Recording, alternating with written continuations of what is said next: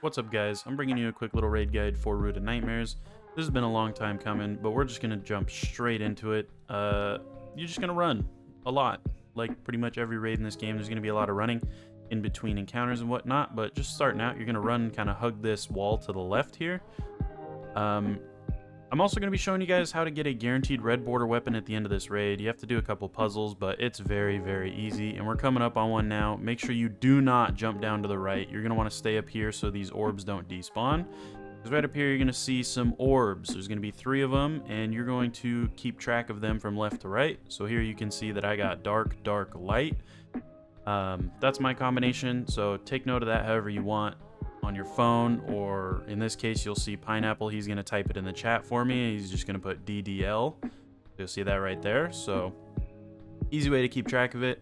But other than that, you're just going to keep heading forward. Once you take note of that combination there, you're just going to continue on. You're free to jump down, kill your way through these enemies, and just kind of keep heading towards this first encounter. But before you get there, we're going to stop in a kind of sort of secret room to do that first puzzle. So you'll see that it's just across this room coming up here. Instead of going left up to the first encounter, you're just going to go straight across this whole room, kind of past these weird, like, dreamy tentacle things. Go down these really dark stairs, and in the basement, sort of, I guess, here, you're going to find some orbs, and these orbs are going to have a sort of glowing aura around them. So in my case, I got dark. You're going to want to step in that aura and shoot the orb to get Flux of Darkness, a buff. And you're going to find the other plate that has this kind of line of darkness going into it with a sort of little black blob on it, and you're going to get close to it and shoot that one as well. That's going to link those 2 plates together, and now your first little puzzle room is complete. So, I mean, it's that easy. If your combination started with a light orb, then this first room would be the exact same thing, but using the light orb instead of the dark one. Then you're going to make your way up and out of that room and towards the first encounter here. And it's going to be a lot of the same thing as that puzzle room, where you're going to be shooting an orb, taking it to another weird pad that has a blob on it, and connecting the 2. So I'll explain a little bit better here in just a second, but you can see right out the gate, well, you'll have one of those orbs with an aura around it right here in the very beginning. Now, I'm going to take a second just to talk to you guys here. So there's going to be a lot of this back and forth stuff, and this is a pretty big mechanic throughout the entire raid for the most part. So what you're going to do is, just like that puzzle room, get inside the aura, shoot the orb. That's going to give you a buff.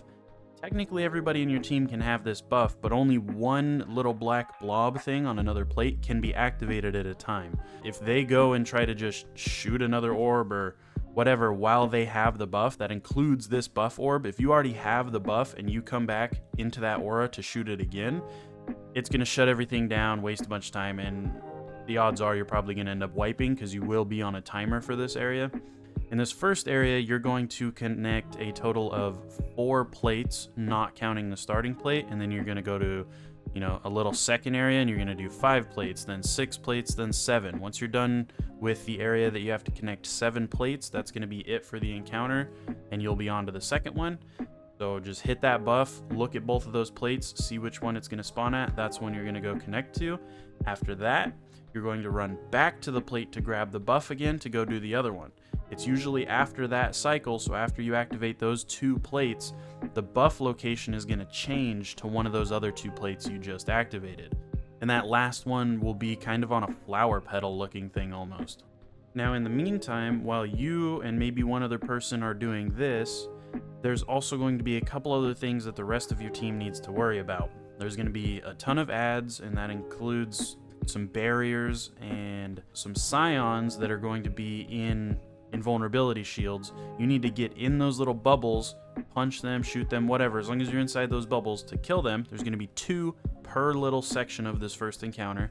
Once both scions are dead, it's going to spawn in a tormentor, and you're going to want to kill this tormentor if you're running out of time. When you kill that tormentor, it's going to give you, I think, about 30 seconds or so on that timer before you wipe.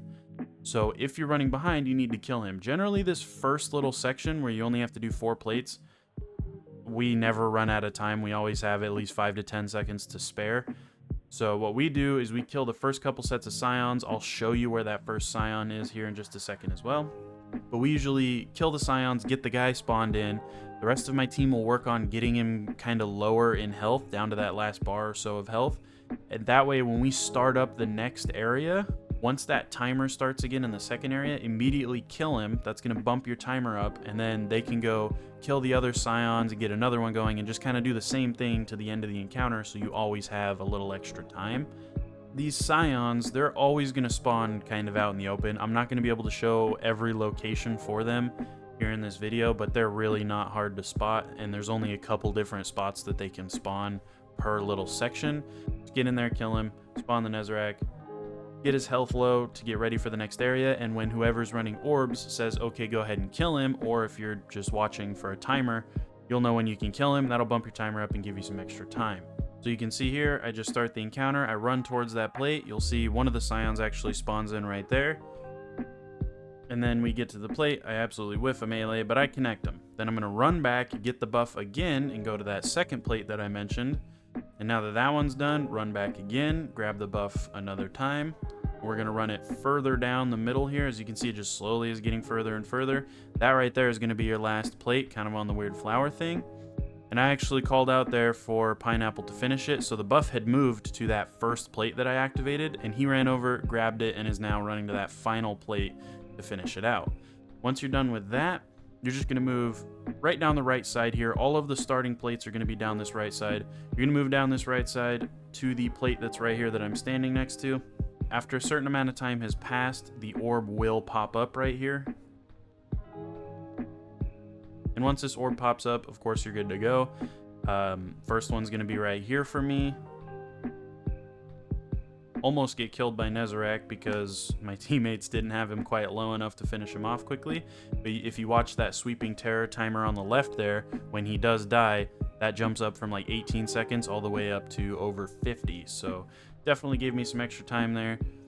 And we're just going to keep going back, grabbing the buff, connecting an orb, going back, grabbing the buff, just a lot of that, just back and forth and back and forth. But like I said, only one person can really be doing this at a time. That's why if you notice here, when he grabs the buff, I just stand and wait. I'm not doing anything because I need to wait for him to go and shoot that other little blob and say, okay, I'm ready before I shoot this orb and grab the buff.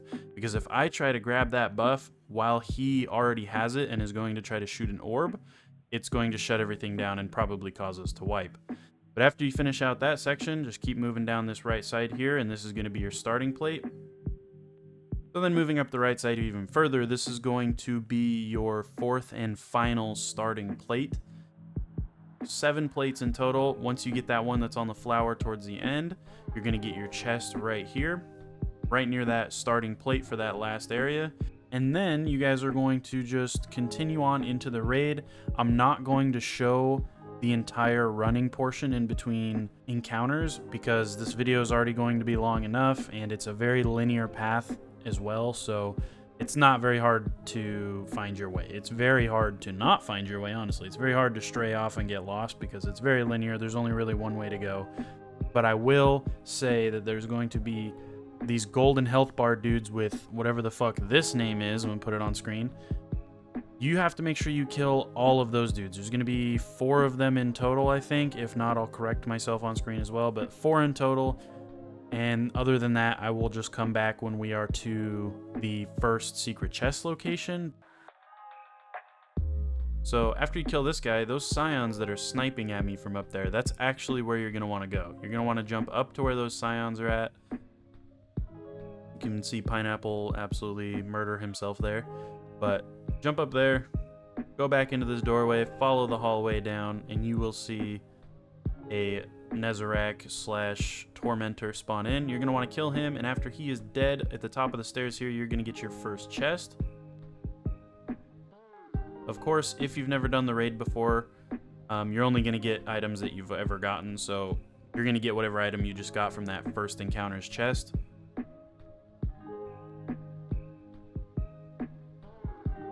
And then here, getting to your second encounter, you're going to notice a lot of, once again, the same orb thing. So I'm going to quickly try to run this down for you guys as fast as I can.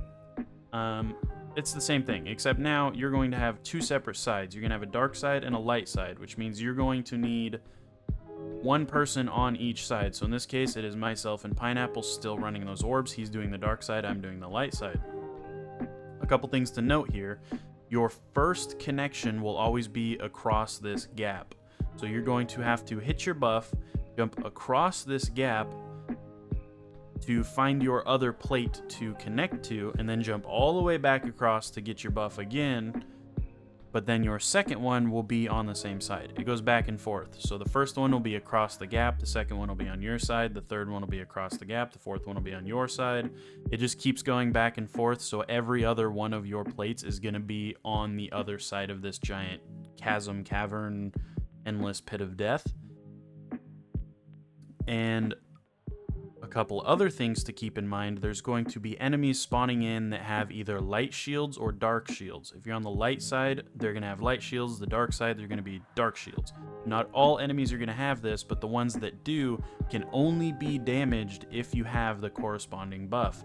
So if you're on the light side, the couple teammates that are over there with you just killing ads, they're going to need that light buff to kill enemies with light shields.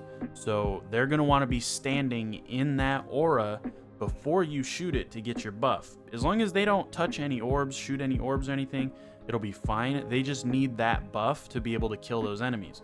So you can be like, hey, I'm coming back to my plate to grab this buff.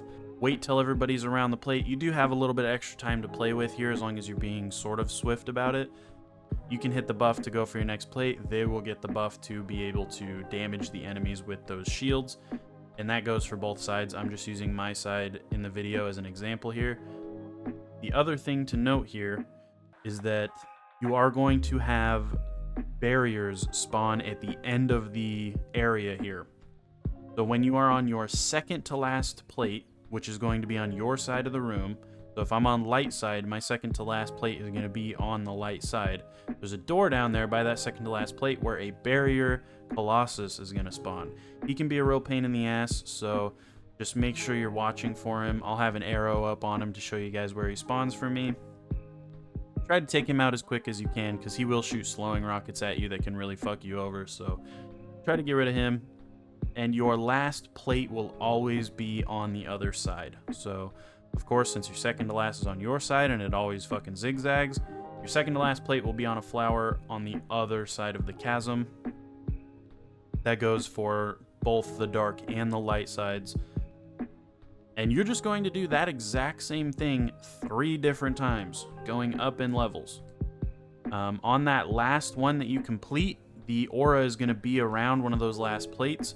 You are now free to hit it as many times as you want, so long as all of those plates have been activated. And that's just going to be able to give you the buff to mop up those shielded enemies that spawn in right there at the end. Once they're all dead, make sure you go back to your sides.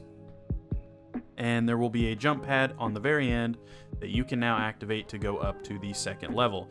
This goes for the second level as well. Once you're done, there will be a jump pad that'll activate to take you up to the third level. And once you're done with the third level, you will be done with the encounter and you will get your chest and be ready to move on to the third encounter.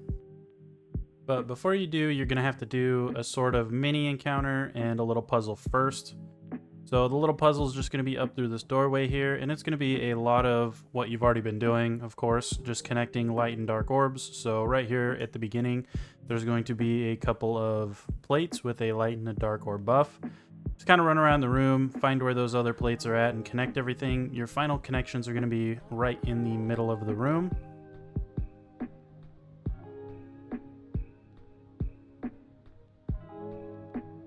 And once you make that final connection, this big door is going to open up. Kind of looks like an asshole a little bit.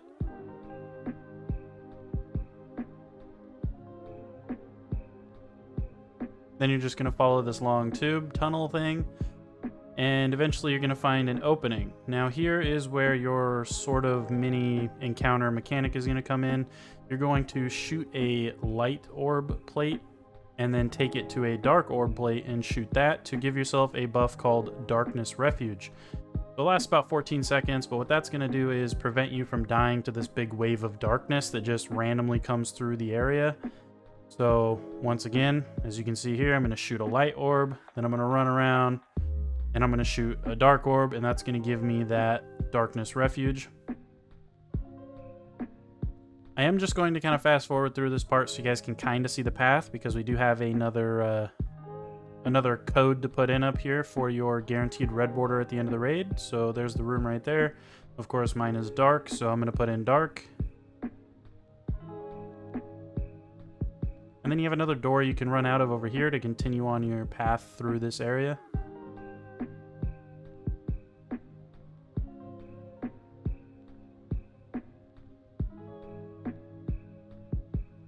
And then you can see up here, there is actually another secret chest, so I'm going to show you guys how to get that. You have to shoot a sort of little, like, black blobby switch thing, kind of like one of the things you shoot to activate the jump pads. And I didn't actually look over the edge and shoot it. That was my buddy Pineapple, but I will show you nonetheless where he went to look over the edge and shoot it, so it's pretty easy to spot. Once your team gets to this point here, you're all going to have to gather around this door. You can cycle between those plates to refresh your buff, but once that door is opened up, you can go up here. And this is where your secret chest is going to be. So I'm going to throw up an arrow right there on Pineapple. That is right off the edge there is where that little black orb thing that you have to shoot to open this door is. Once you shoot that, you can run back, and there's going to be 2 new plates in here to refresh that buff, along with your secret chest right in the middle there. Then after you've gotten that, you can go ahead and keep running.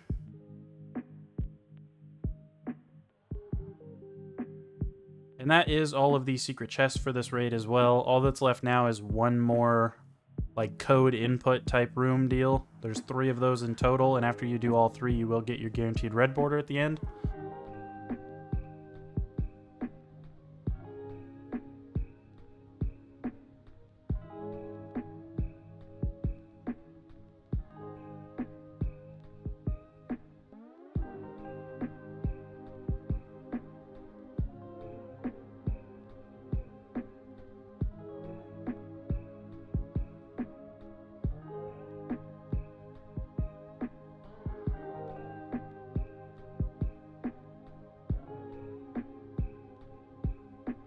So kind of same deal going on with the door up here. You need your entire team to be up here for this door to open. So there is a light buff down the hill there. You can kind of go back and forth to refresh your buff. But once your whole team gets up here, this door is going to open up, and this is going to take you to the actual third encounter, which is going to be called the Planetarium. At least that's what everybody calls it. And here we're going to have some different mechanics here. So we're going to have these 4 plates on the corners of the room. I'm going to go ahead and highlight those for you. You can kind of see the one in the back right. It's kind of hidden there, but it is there. So you're going to have those 4 main plates with planets floating above them on each tip. All these plates are triangles, so you're going to have 3 planets in total over each plate.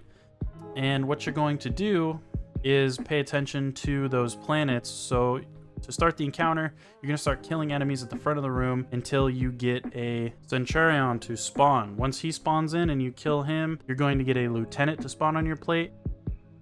Only the person on the plate should be killing the Lieutenant, because only the person that kills the Lieutenant can see the planets change. They're going to be either dark or light. The right side of the room is always dark. The left side of the room is always light. So you can see here I'm on the right side, and I can see the odd one out for me is going to be light. So I'm like, okay, you don't go over here, you go to the other side of the room. So I grab that planet, or the little kind of glowing thing that's under that planet, and I'm going to take it to the other side of the room for where the odd one out was for my buddy. So if he's on the light side and he sees, say, the forward facing one is light, then he's going to grab that one and run and exchange it with the one that I call out that's dark. So we're just swapping positions of which one is the outside, or which one is the odd one out for each of our sides. A good way to remember which one is which and to give good callouts for your friend that you're swapping these planets out with is kind of how we look at these plates is looking from the back of the room here. We have any, outie, and forward. Of course, any is the corner facing inside.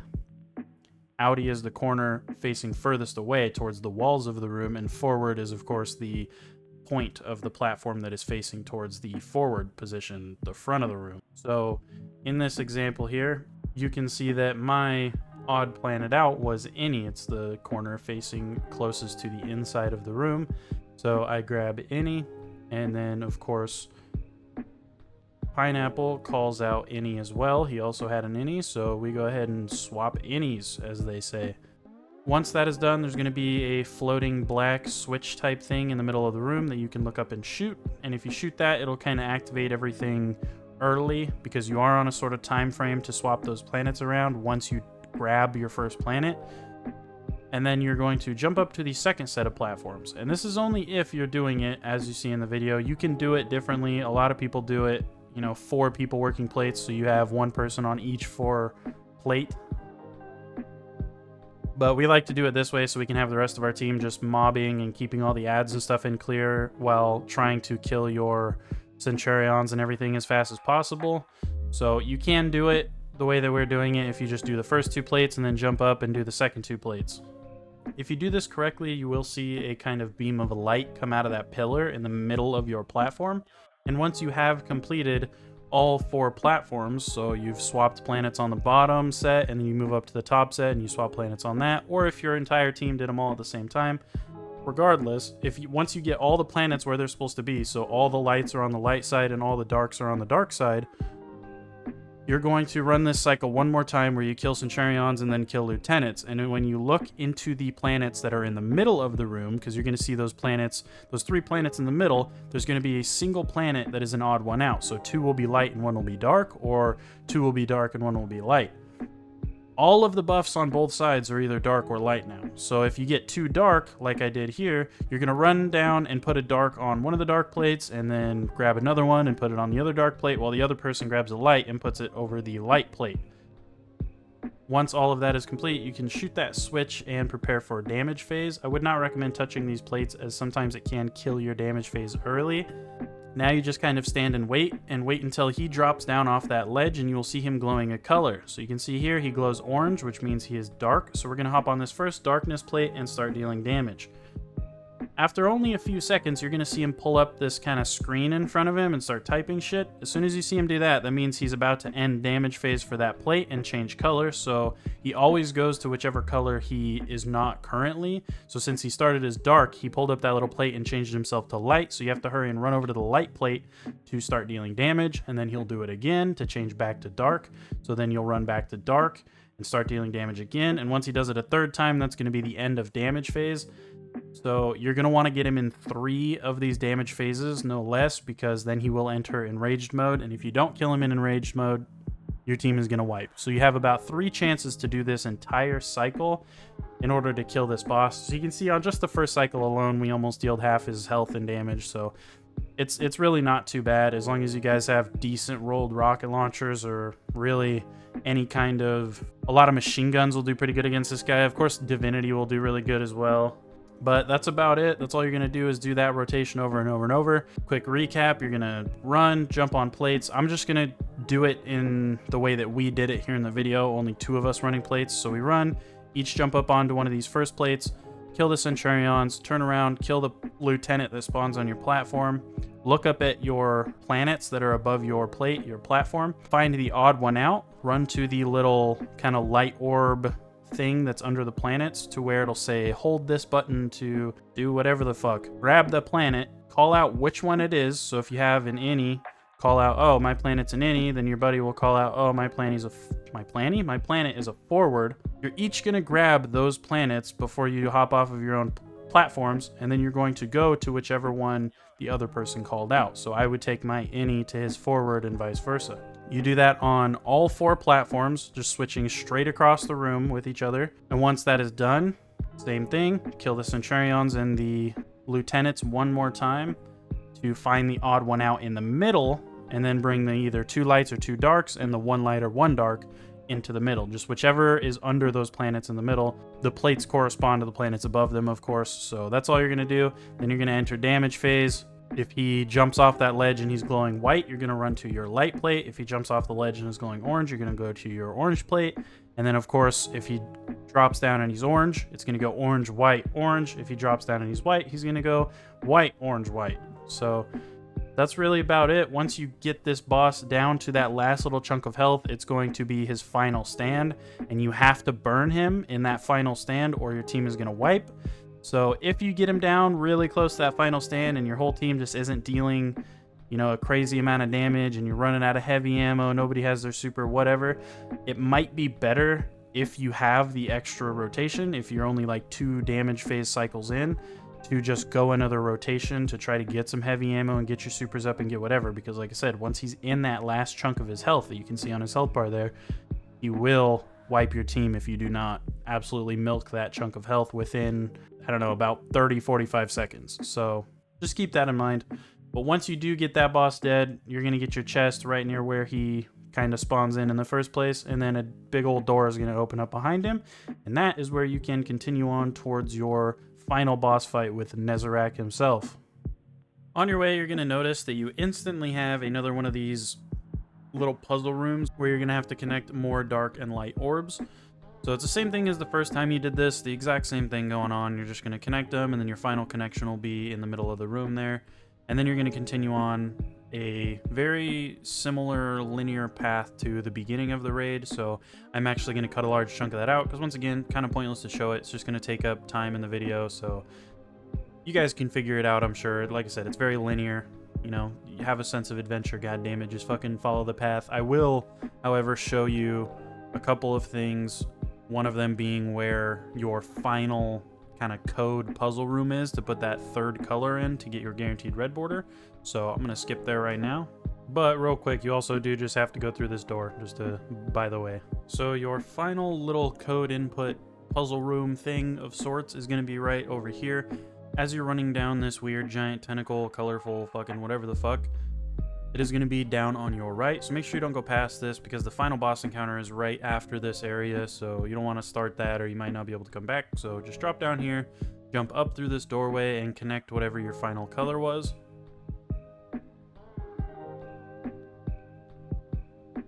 And once you've completed that, you can go ahead and just run back out and go back up to that final boss encounter. Or if you have teammates kind of running with you, then they can just go up there and start it if you really want them to, and it'll pull you up there. But otherwise, you just kind of do a little bit of parkour around the side here, and you can get back up pretty easy. And then getting to the final encounter of the raid, you're going to be killing Nezarec himself. So you're going to notice on the right and the left side, you are going to have more plates. Of course, this whole damn raid is about these fucking plates. So the dark side's going to be on the right, light side's going to be on the left. That doesn't really matter. They just happen to be different colors. All you're going to do is what you've been doing in previous encounters, where you are running through, connecting plates, grabbing the buff from the plate with the aura, running and finding the one with the little black blob, then running back and, you know, getting the buff again.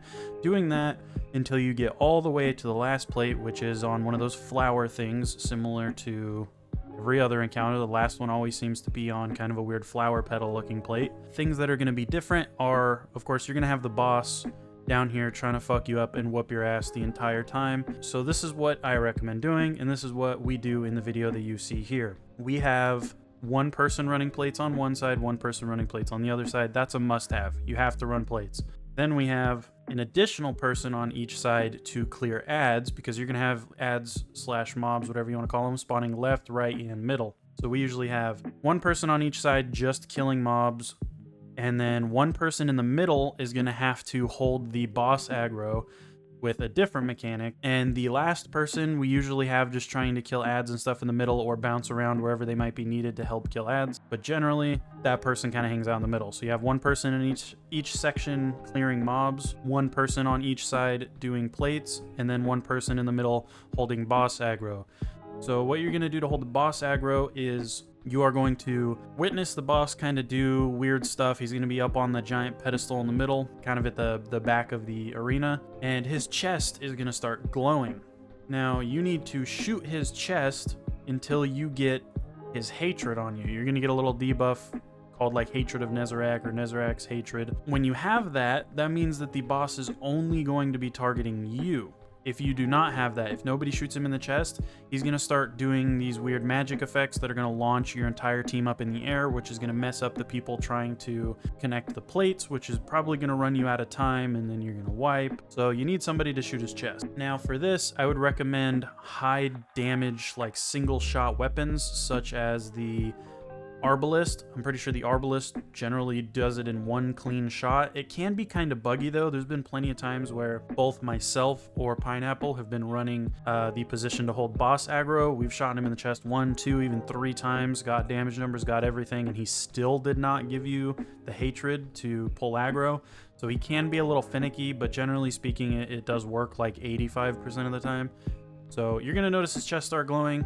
You can use like something like a sniper or something, but I would recommend a linear fusion, specifically something like the Arbalist. But of course, you still can use even maybe a scout rifle if you're fast enough. Once you do, he's going to jump off of that platform and just start trying to fuck you up. And of course, you have to avoid him. He will suppress you and take away your abilities and stuff. So what I recommend doing is just kind of running back and forth, like up and down that lane in the middle. Because as long as you're far enough away from him, he will most of the time do a weird jump and pounce attack, to which you can just run towards him and he'll jump right over you, so you can kind of keep doing that, bouncing back and forth.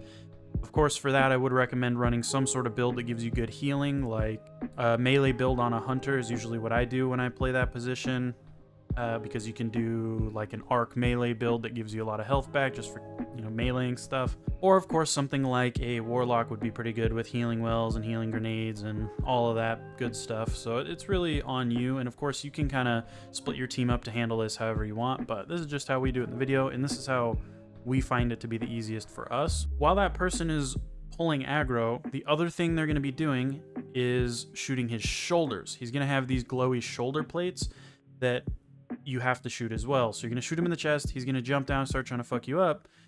And in the meantime, you also need to be shooting his shoulder plates. So while you're avoiding him, same thing, use Arbalist or something. It'll usually break it within like 1 to 2 shots. You need to break both shoulders. And when you do, you are going to notice a color flash. Now, depending on that color is going to be the side you go to avoid the wipe mechanic.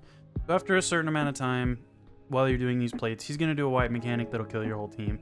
If you're fast enough and you can do both sides within that amount of time, you can skip this step altogether. I know a lot of people can. It's just not surefire with me and my group because we're always dicking around. So for us, we like to do the first like 3 or 4 plates, and then we wait for the person that's holding boss aggro to break the shoulders. Once his shoulders are broken, they call out the color. So if they call out light, if they break their shoulders and it's like a blast of light energy, then that means you have to grab the buff from the dark side and take it to the light side. And you have to take it to one of the orbs that does not have the aura around it. So if his shoulder breaks and it's light, then you have to grab the dark buff from the dark side, run to the light side, and go to one of the plates that has already been activated that does not have the buff aura around it. When you do that, it's going to give you, similar to that encounter right before the planetarium, a buff to avoid the, big blast of energy. So it goes back and forth. So if you break his shoulders and it's dark, then you're going to grab the buff from the light side and run to a plate that has already been activated on the dark side that does not have the buff aura around it. Same thing, then you'll get the flux of darkness or whatever the hell it's called, and you'll avoid the white mechanic. And then once that's done and he does the white mechanic, you can just everybody go back to their jobs and you can continue doing plates. Usually you have plenty of time at that point, so you don't have to worry about it. You can just finish out your sides. And once your plates are finished, you're going to go straight into damage phase. So with damage phase with him, once again, it can be kind of buggy. I'm really surprised they haven't fixed more issues with this boss. Sometimes he just goes into damage phase with seemingly no sign. But what's supposed to happen is he's going to get hit by a big ass beam of light. And when that big ass beam of light hits him is when he's going to become vulnerable to damage. But there's been multiple times that we've done this raid and literally nothing has happened, and then all of a sudden he's just in damage phase. So just kind of watch out for it and shoot him every now and then and see how much damage you're doing to see if he's in damage phase. But generally he's supposed to get smited by this big ass beam of light, and then that's going to cause him to be weak for a little bit, like, I don't know, maybe about 30 to 45 seconds or so, and you're going to be able to get in your damage. Might be longer. I don't fucking know how long the damage window is. It feels like a long time, but it's probably not, so I don't know. But we usually meet on the plate here that you'll see in the video. I know a bunch of other people meet on a bunch of other plates. This is just the one we've always met on, so it's easiest for us. But you can meet pretty much on whatever plate you want. You do kind of want to be on some sort of platform or something that's raised up, because usually he's not going to be able to get to you. If you're just on the ground, he's going to run up on you and start suppressing you guys and screw everything up. So this is a good plate. He like never comes up on this plate with us. There's been other times he's like jumped up onto other plates. This one hasn't really given us issues. We've always had a good time on this plate, so that's my personal recommendation. But once damage phase is over, it's just rinse and repeat. So you're going to run back to the start of the room where your first plate was, and you're just going to start reconnecting them all over again as soon as those buffs and everything pop back up. And it's just literally the exact same thing. Then the person's going to shoot his chest when he's up on the pillar in the middle to pull his aggro. He's going to jump down. That person needs to work on shooting his shoulders. He'll call out what color it is. Depending on what color it is, the people that are running orbs will grab that buff and run to the other side. Everybody needs to gather around that plate to all get that buff, and then you will avoid the wipe mechanic. And then everybody goes back, finishes your plates, straight back into damage phase. And similar to the boss of the planetarium, that last little chunk of health is going to be a final stand where that you have to burn him decently quick in, or he's going to wipe your whole team and you're going to have to start all over. As far as loadout recommendations, of course, I would just recommend rocket launchers for this guy. Divinity does really good because he likes to jump in the air and stuff a lot, but the Divinity bubble actually stays exactly where it is. So if somebody's shooting him with Divinity, his Divinity bubble is always going to be kind of like around his crotch. Even if he jumps in the air, the bubble's going to be there, so all you have to worry about is shooting the bubble. So Divinity actually works really nice for this guy. Rocket launchers work great too, so having somebody on Divinity, somebody on Gallahorn, and then the rest of the team just running like good rolled hotheads or Apex Predators would be great for this. We can generally get him in like 2 phases, but sometimes it takes 3. There is an enraged mode just like the Planetarium boss too, so if you don't kill him in like, I think it's 3 damage phases, then your team will wipe, so you have 3 chances to kill this guy. If you don't get it, you're boned, but we usually get it in 2. He's really not too bad, so I believe in you guys. But after that, you can kind of jump up on where his pedestal was in the middle. That's where your chest is going to be. Your guaranteed red border item weapon will automatically be put into your inventory, so you don't have to worry about that. And then you can talk to this thing in the back of the room, his like weapon, whatever you want to call it. And you can buy stuff there with spoils, which I wouldn't recommend doing if you haven't bought anything with spoils before. But other than that, guys, that's the raid. So I hope you guys enjoy the raid guide. And if there is another raid guide in specific that you would like to see, or just another type of video at all, let me know. I would love to hear some recommendations, because I'm always trying to figure out what the fuck to make for a video, because half the time I really don't know what to make. So yeah, but if you guys enjoyed the video, please consider giving it a like and subscribing. It means a lot to me. I always like seeing those little numbers go up, even if it's just by a couple. So thank you guys so much for watching. Love you, bye.